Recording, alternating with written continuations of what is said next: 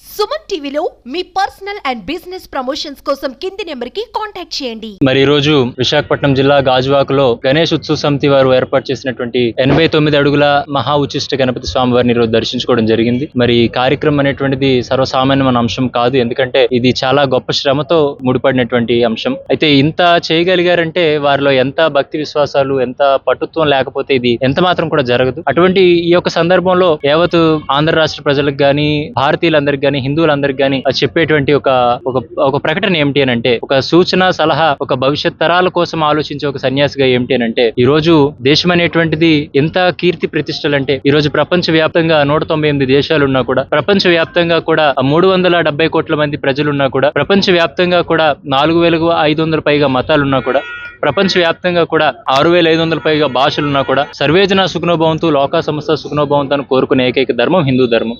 అటువంటి ధర్మం ఈ రోజు రోజుకి కూడా అణగారుతో ఉన్న పరిస్థితులు మనం గమనిస్తూ ఉన్నాం. ఈ రోజు విధర్మీయులను గమనిస్తే, ఈ రోజు పక్క మతాల వారిని గమనిస్తే, ఒక మతం వారు అందరూ కూడా ఆ వారం చివరిలో ఆదివారం వచ్చేటప్పుడు చక్కగా వాళ్ళ ఆ రోజంతా ఆ పూట అంతటిని కేటాయించుకొని వారు చెప్పినటువంటి గురువులు చెప్పినటువంటి మాటను పాటిస్తూ వారు ఎక్కడా కూడా ఏ రకమైనటువంటి ఆ తప్పిదాలు చేయకుండా బ్రతికేటట్టుగా వారు ప్రయత్నం చేస్తే, ఇంకొక మతం వారు శుక్రవారం పూటను కేటాయించుకొని అక్కడ మత గురువులు చెప్పినటువంటి మాటలకు కట్టుబడి వారు బ్రతుకుతూ ఉంటే, కానీ కేవలం హిందువులు అనబడేటువంటి వారు మాత్రమే దైవాన్ని కూడా సమయాన్ని కేటాయించలేనటువంటి పరిస్థితుల్లో బ్రతుకుతూ, ఆఖరికి గురువులు అనబడేటువంటి వారి కోసం ఏమాత్రం ఆలోచన లేకుండా చెప్పేవారిని కూడా చులకనగా చూస్తూ, చెప్పేవారిని కూడా తేలిగ్గా చూస్తూ, ఆఖరికి వారి ఇష్టాలకి అడ్డుగా వారు మాటలు ఉంటున్నాయి కాబట్టి వారిని కూడా ఎలాగో సమాజంలోని దూరం చేయాలనేటువంటి ప్రయత్నంలో హిందువులు ఉండబట్టే ఈ రోజు మనం గమనిస్తే, ఈ రోజు గణేష్ ఉత్సవాలు సందర్భంలోనే ఆఖరికి 20 సంవత్సరాలు కాదు కదా మూతి మీద మీసం మెలవలేనటువంటి ప్రతి యువత కూడా మద్యాన్ని తీసుకుంటూ, ఆఖరికి గంజాయిని స్వీకరిస్తూ, ఆఖరికి కన్న తల్లిదండ్రులు తన్నే పరిస్థితి వచ్చిందనంటే ఇంతకంటే కూడా దౌర్భాగ్యం, ఇంకా పెద్ద నరకం ఇంకోటి ఉండదు. కాబట్టి ప్రతి ఒక్కరు కూడా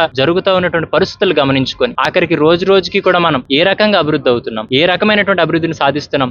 ఏదో మేడలు, మిద్దులు, భవంతులు, రోడ్లు, ఏదో రకమైనటువంటి స్ట్రక్చర్ పెరిగిపోవడం అభివృద్ధి కాదు. మనిషి యొక్క మానసికమైన పరిణితి, మనిషి యొక్క జ్ఞానం పెరిగితే మాత్రం అది నిజమైన అభివృద్ధి. కాబట్టి చక్కగా ఇవన్నీ కూడా ఆలోచించుకొని మరి రాబోయేటువంటి గణపతి ఉత్సవాలకి ఈ రకమైనటువంటి తప్పులు చేయకుండా, ఈ వికారమైనటువంటి ఆకారాలతో గణపతిని తయారు చేయకుండా, ఈ సినిమాలు, ఈ రాజకీయ పార్టీలు, ఇటువంటి దరిద్రమైనటువంటి ఆలోచనలు పడకుండా, ఏ నిజస్వరూపం అయితే గణపతి ఉందో ఆ నిజస్వరూపంతోనే వారిని పూజించుకుంటే మనం నిజమైన మనుషులుగా ఆనాడు గుర్తింపు పొందుతామని మరొకసారి తెలియజేస్తూ, మీడియా వారు కూడా ప్రత్యేకమైనటువంటి అభినందనలు తెలియజేస్తూ సెలవు తీసుకుని జై.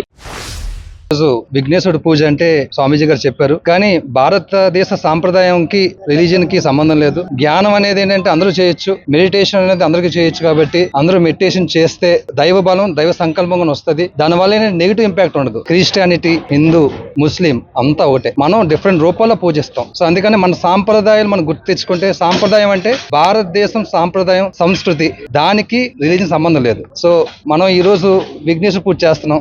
అందరూ మన అన్ని రిలీజియన్స్ మనం యాక్సెప్ట్ చేద్దాం. సో నాకు ఈ చక్కటి అవకాశం ఇచ్చినందుకు మీడియా మిత్రులకి, అదే ఎస్వి ఎంటర్టైన్మెంట్స్ గణేష్ ఉత్సవ కమిటీకి ఉన్న ధన్యవాదాలండి. థ్యాంక్స్. నేను Vizag's #1 FM station super hits 93.5 red FM లో బాబాయ్ అబ్బాయిలో బాబాయిని.